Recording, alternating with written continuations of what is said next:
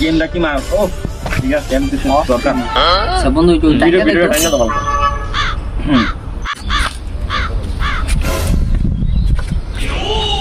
ভাই কি অবস্থা ভালো আছেন নি?